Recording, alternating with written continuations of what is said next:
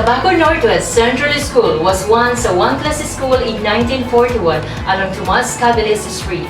It was then known as Panal Elementary School until it became part of Tabaco North Central Elementary School in 1962. In 1976, it was separated from TNCES and was named Panal Bangkilingan Elementary School.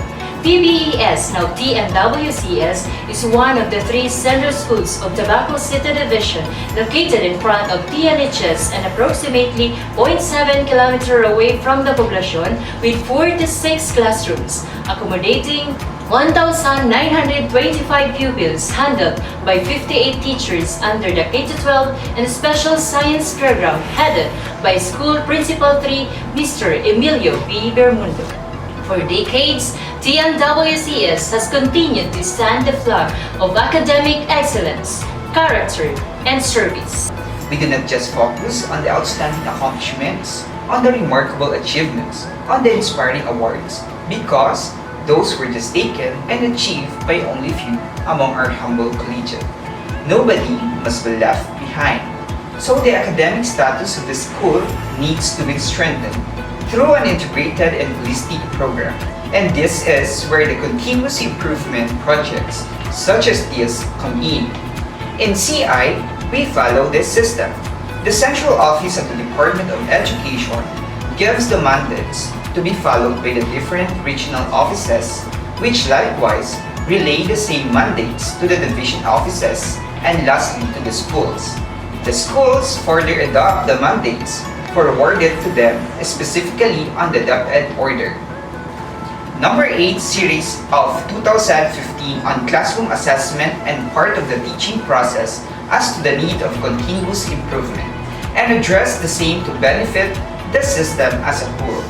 Feedback as well as monitoring and evaluation are done around to ensure quality assurance in the whole system. Where were we before? TNWCS performance level from 2016 to 2019 revealed that mathematics marked the lowest PL falls under 2018 to 2019 with an average of 54.94%.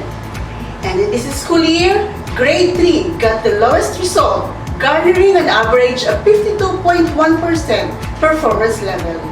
Comparing the result from the first quarter to the fourth quarter, the lowest PL was found out in the second quarter with an average of 52%, which was below the standard mark of 75% per DepEd Order Number 8, Series of 2015. We identified the class and it was with the lowest PL of 21.30%. Therefore, we come up with the CI project ExEsPro. Explicit estimating of the product using the 4-in-1 gauge tool to improve the needed skills of the learners towards quality learning in mathematics. Project ExEsPro or explicit estimating of the product using the 4-in-1 gauge tool, grasping concepts on the place value and value, understanding how to round off numbers with guided instructions, and multiplying to estimate the product. Key customer grade 3 pupils, key process estimating of the product, KPI addressed performance level in Mathematics 3, our general objective to increase the performance level in grade 3 mathematics from 52.1% to at least 75% PL. And our specific objective is to increase the average PL of grade 3 from 52% in estimating the product in the second quarter to at least 75%. Where are we now? After CI, we obtained this result. From 37% PL the previous, it went up to 83% in the post-test or the lessons evaluation. There was a significant increase of 46% and a successful hit of the 75% performance level target. How are we doing? Despite the challenging days of pandemic, followed by the parade of typhoons that devastated the Bicol region, we continue the process. We defy the odds. We come to each learner to bring solution to the academic challenge. In our improved SciPoc, our process steps are preliminary activities, modeling, and evaluation in the printed modular distance learning modality using using the 4-in-1 gauge tool.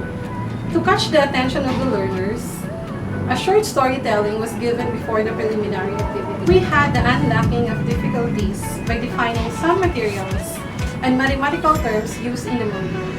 A drill on place value and value, rounding off and multiplying numbers was given. This was done through a comic strip. During modeling, a word problem was presented with an explanation on the steps to solve the problems. And with a clear procedure on estimating the product, we introduced activities on giving the actual and estimated products such as basket of products, estimation stations, sweets estimation, and magical estimation. Then, the learners were able to successfully answer the evaluation. In all of these, it is evident that pupils were able to improve their learning abilities and was able to gain 46% of the improvement from 37% to 83% in the post-test or the lessons evaluation. Hello po, ako po si Jaden C. Bongcordin. Tama yung tabi yun, tabi tapos arang po matabi ang pag-estimate ng product, pasok na tabi ini. Project ExEsPro using 4-in-1 gauge tool is a big help to our students to learn and how to get the estimated products. You'll see the facial expression of the pupils, the eagerness and excitement. As a grade teacher and at the same time as a process owner, I am willing to share Project ExEsPro using 4-in-1 gauge tool to my co-teachers for the benefits of our pupils. To the most energetic and pragmatic CI team, keep up the good work. Where do we go from here? For Project ExEsPro to materialize and go a distance, we plan to conduct an orientation about the CI project among the grade 3 math teacher. Encourage adoption of the CI project by math teachers. Monitors the implementation of the project ExEsPro. Establish feedback mechanism and monitoring. Create a contextualized self-learning module in grade 3 math. Encourage teachers to make innovations and intervention for teaching learning process in mathematics. And continuously monitor the progress of the solutions. Hulog ng langit po ang mapabilang sa makabuluhang gawain ng TNWCS CIT. Ang self-learning module na ginawa ay akmang naidisenyo sa pangangailangan ng pag-aaral. Maayos na nailahad ang talakayan.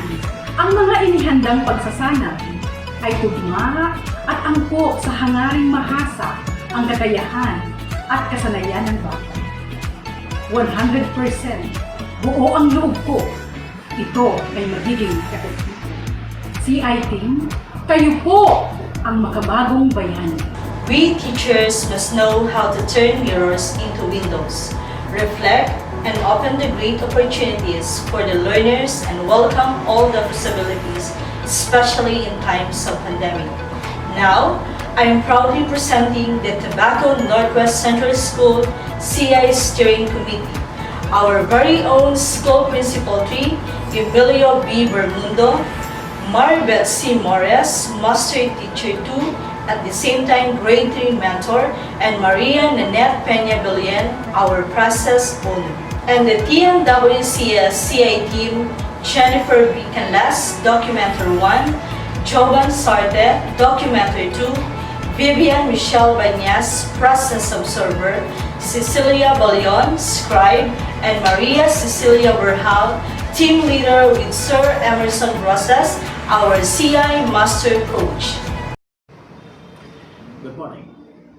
As the principal of the Tobacco Northwest Central School, I'd like to commend the efforts made by the CI team, especially that their focus was on the improvement of the instruction.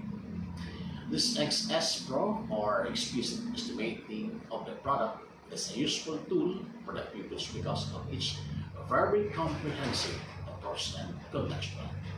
The same on the part of the teachers, because they can identify the needed strategy effective to the pupils with the learning gap. On the part of the school administrator, CIT program is a big help in order to raise the performance of the school. The CI team has done an excellent tool. Thank you, CI team.